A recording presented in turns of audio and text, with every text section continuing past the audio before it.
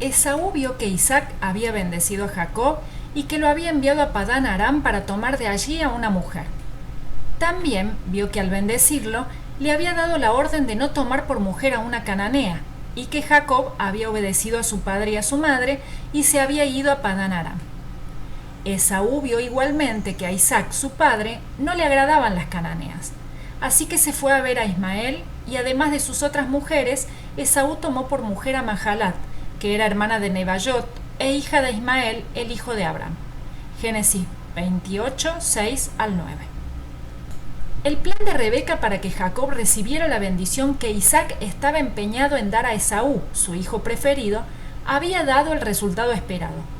Engañado por ambos, Isaac había bendecido a Jacob. Obviamente, al enterarse de lo ocurrido, Esaú ardió de furia y juró matar a su hermano para vengarse.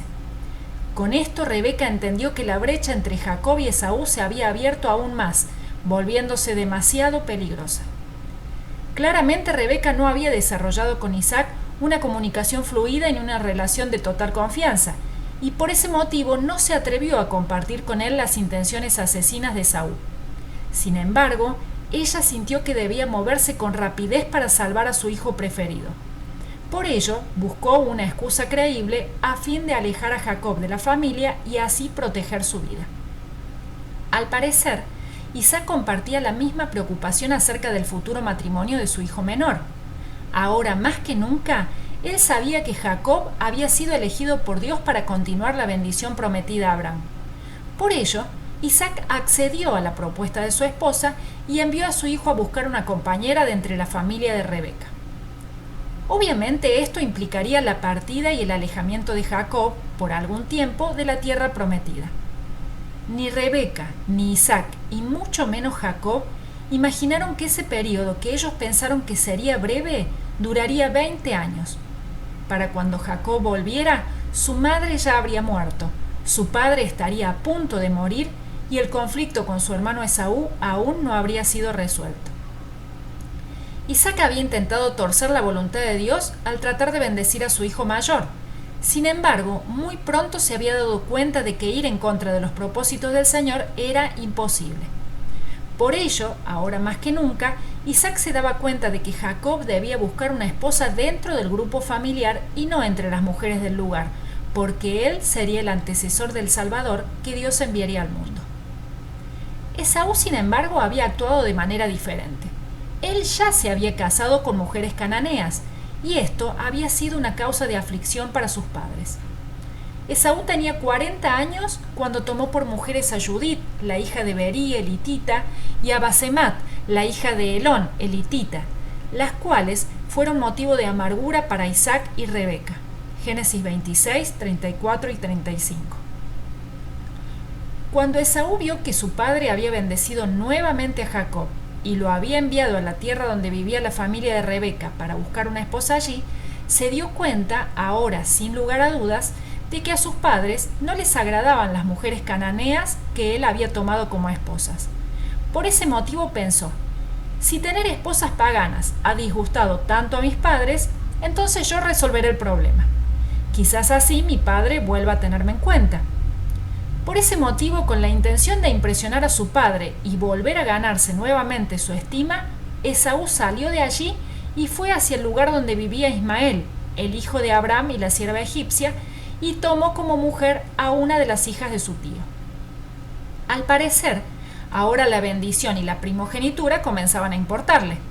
Sin embargo, Esaú no había logrado entender que ningún esfuerzo humano es suficiente para agradar a Dios. Además de eso, nuevamente estaba basando sus decisiones en su conveniencia personal. Evidentemente, Esaú carecía de una percepción para los valores espirituales y no podía ver con claridad qué era lo que realmente importaba para Dios.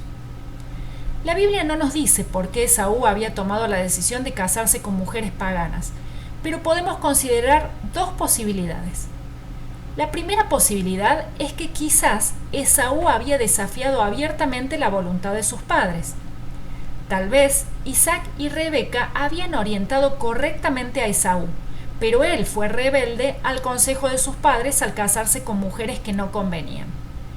Esto solo demostraría la falta de luz espiritual en su mente y por lo tanto una gran incapacidad para responder a la voz y a la voluntad del Señor.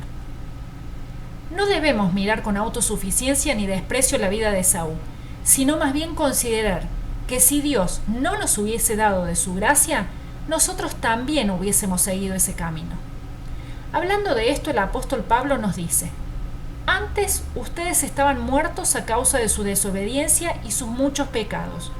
Vivían en pecado igual que el resto de la gente, obedeciendo al diablo, el líder de los poderes del mundo invisible, quien es el espíritu que actúa en el corazón de los que se niegan a obedecer a Dios. Todos vivíamos así en el pasado, siguiendo los deseos de nuestras propias pasiones y la inclinación de nuestra naturaleza pecaminosa. Por nuestra propia naturaleza éramos objeto del enojo de Dios igual que todos los demás. Pero Dios es tan rico en misericordia y nos amó tanto que a pesar de que estábamos muertos por causa de nuestros pecados, nos dio vida cuando levantó a Cristo de los muertos. Es solo por la gracia de Dios que ustedes han sido salvados. Efesios 2, 1 al 5. Pablo dice que antes vivíamos solo para satisfacernos a nosotros mismos, sin pensar en Dios y sin que nos preocupara nuestra desobediencia. Sin embargo, ante este panorama oscuro, el apóstol introduce dos palabras gloriosas: pero Dios. Éramos pecadores, pero Dios nos amó. Merecíamos la condenación, pero Dios quiso salvarnos. Estábamos muertos, pero Dios quiso darnos vida a través de su Hijo Jesucristo. No es por nuestros méritos, sino por los del Señor. Solo de Él viene nuestra salvación. La segunda posibilidad es que tal vez ni Isaac ni Rebeca ayudaron a su hijo a ser sensible a Dios y prudente al buscar una esposa adecuada hasta que fue demasiado tarde. Probablemente la falta de amor y temor al Señor de Esaú eran solo un reflejo de la falta de amor y temor al Señor de sus padres. Sin lugar a dudas, Dios da una enorme responsabilidad a un matrimonio cuando le da hijos. Los padres cristianos siempre deben recordar que los hijos no son de su propiedad, sino que son del Señor, y que Él espera que esos padres se los entreguen nuevamente. A través de su enseñanza, su instrucción, sus consejos y su disciplina, Dios espera que cada padre oriente la vida de su hijo hacia Él. En su ley, Dios ordenaba a su pueblo: oye Israel, el Señor nuestro Dios, el Señor es uno. Y amarás al Señor tu Dios con todo tu corazón y con toda tu alma y con todas tus fuerzas. Estas palabras que hoy te mando cumplir estarán en tu corazón, y se las repetirás a tus hijos, y hablarás de ellas cuando estés en tu casa y cuando vayas por el camino, y cuando te acuestes y cuando te levantes. Deuteronomio 6, 4 al 7. Piénsalo. Dios espera que continuamente transmitas a tus hijos la necesidad de amar y obedecer a Dios.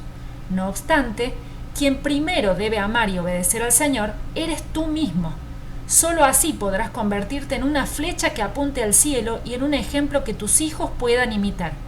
Recuerda, jamás podrás transmitir a otros lo que tú mismo no posees.